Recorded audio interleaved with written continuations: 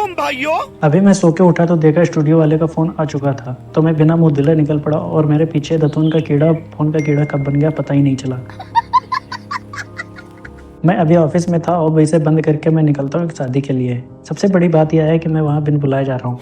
अच्छा, क्योंकि मुझे वहाँ ड्रोन फ्लाई करना है। ठीक है। और अपनी बाइक की प्यास बुझाने के लिए मैं यहाँ रोड के बॉर्डर को ही तोड़ के निकल जाता हूँ और पहुँच जाता हूँ सीधा पेट्रोल पंप पर। यहाँ 2 किलो मसाला डलवाने के बाद मैं निकल पड़ता हूँ, क्योंकि सफ़र लगभग 50 किलोमीटर लंबा था। अच्छा, मैं यहाँ पर इसे बोलता हूँ 500 की स्पीड से चल, लेकिन यह 50 की स्पीड को ही 500 की स्पीड समझ रहा था। फिर बालामाऊ, बघौली और टोल प्लाजा पार करके आखिर वो मोड़ आ गई जो मुझे मेरी मंजिल की ओर ले जाती। थोड़ा आगे जाने के बाद मुझे रेलवे फाटक पर कुछ सेकंड के लिए रुकना पड़ा। फाइनली मैं पहुंच गया लड़के के घर और यहाँ पर हमें मिलते हैं शादी के जासूस मतलब कैमरामैन। बहुत ही मस्त लौंडे हैं, बस काम बहुत गंदा करते हैं।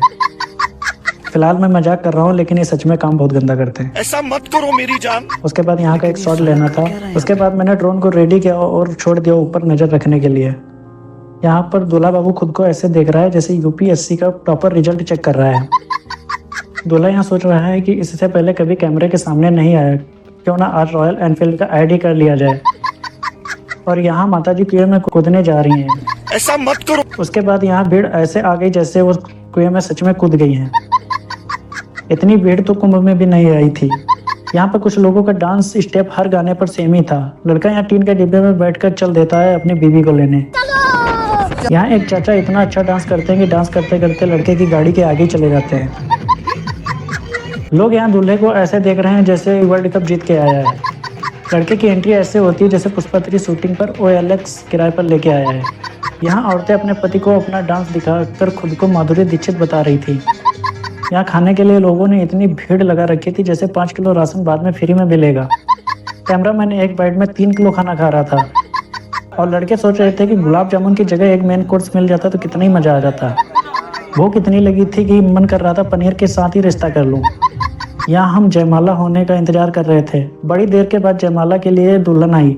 फिर क्या था, मैंने टांग दिया ड्रोन हवा में और इधर दुल्हन की एंट्री नहीं। ये तो लग रहा था बॉलीवुड में री एंट्री हो रही है।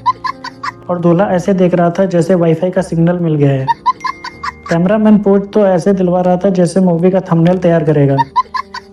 दुल्हन के साथ जो लड़कियां आती वो अपने आप को किसी हीरोइन से कम नहीं समझती, लेकिन वो वाकई में दुल्हन की Z+ सिक्योरिटी होती है।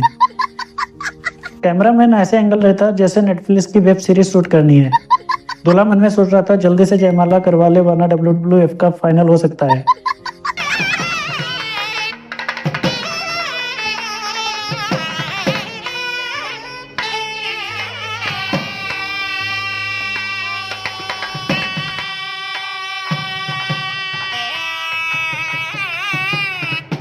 और यहाँ से मेरा काम खत्म होता है और मैं दूल्हे के दुख में सहानुभूति जता के वहां से निकल लेता हूँ। आज का ब्लॉग यहीं पे खत्म होता है। मिलते हैं किसी नए ब्लॉग में, तब तक के लिए बाय बाय, टाटा, जय हिंद।